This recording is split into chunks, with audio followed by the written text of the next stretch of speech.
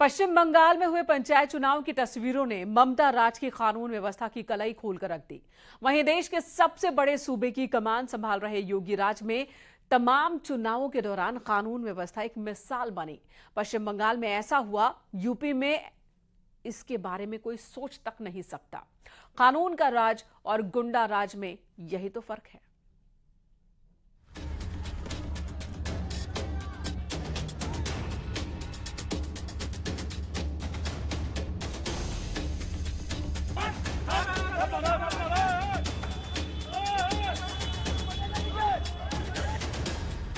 योगी ने जो कर दिखाया, ममता से ना हो पाया।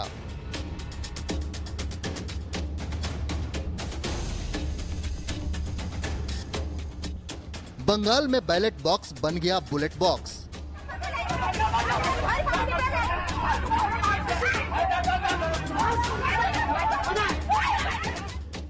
दीदी राज में गोली और बम, योगी राज में दम।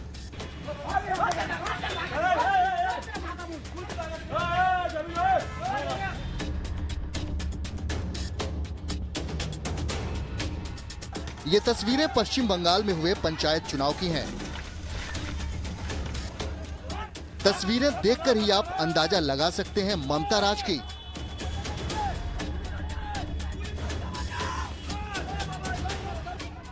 हर एक तस्वीर बता रही है कि कैसे पश्चिम बंगाल में लोकतंत्र बेबस नजर आ रहा है।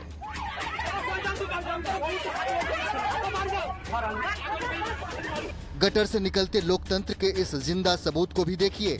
ममता की पुलिस चाहकर भी बंगाल को शर्मसार होने से नहीं बचा सकी।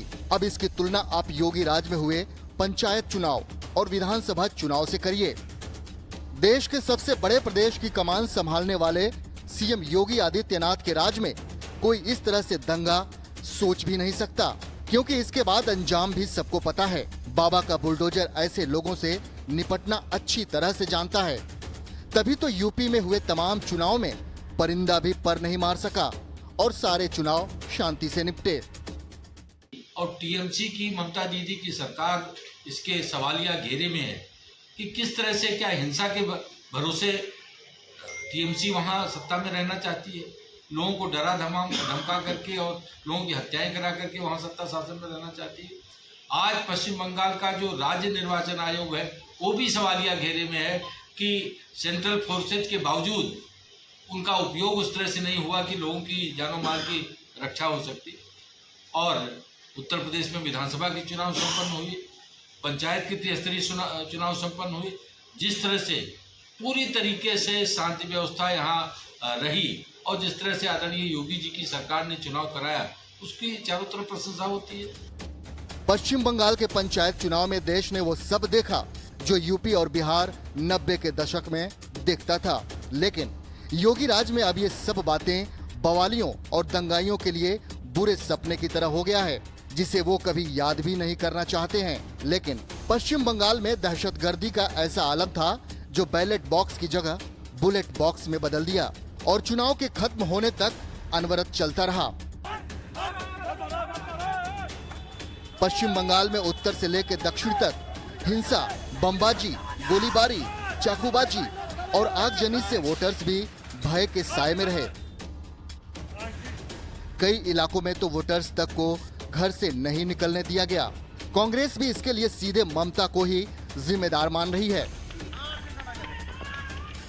इसके लिए मुख्यमंत्री जिम्मेदार हैं। जो लोग भी हिंसा फैला रहे हैं उनके खिलाफ सख्त कार्रवाई होनी चाहिए। बंगाल से हर दूसरे दिन इस तरीके की खबरें आती हैं। ऐसा लगता है कि बंगाल के अंदर आहिस्ता आहिस्ता हिंसा फैलती जा रही है। जिस बैलेट बॉक्स से लोगों की तकदीर बदल जाया करती है, ममता राज में उसे बंदूक और बुलेट ने बंधक बना लिया। कहीं उसे लेकर भागने और कहीं उसे जलाने की तस्वीर आम हो गई थी। बंगाल में बैलेट की जगह बंदूक चल रही थी। लोकतंत्र नालियों में नजर आया। शुक्रवार की शाम से शनिवार शाम तक 24 घंटे में 19 लोगों की जान गई। शनिवार को 18 की मौत हुई। रविवार को एक और व्यक्ति ने दम तोड़ दिया। मरने वाले सभी राजनीतिक दलों के कार्यकर्ता बताए गए हैं। बंगाल में हुई हिंसा में 50 से ज्यादा लोग घायल हुए हैं। विपक्षी पार्टियों ने 30 से ज्यादा लोगों के मरने की आशंका जताई है। बंगाल में हिंसा की ये वारदात मुर्शिदाबाद, कूच बिहार, पूर्वी बर्धमान, मालदा, नादिया, उत्तर 24 परगना और दक्षिण 24 परगना में हुई है। फिलहाल पश्चिम बंगाल में पंचायत चुनाव की तस्वीरें 2024 के लोकसभा चुनाव का ट्रेलर बता रही हैं। तस्वीरें देखने के बाद पश्चिम बंगाल में ममता राज की कानून व्यवस्था की पोल खुल गई है। शायद इसीलिए सियासी गलियारों में ये कहा जा रहा है कि यूपी में कानून का राज है और पश्चिम बंगाल में गुंडा राज है। Bureau report, news 18।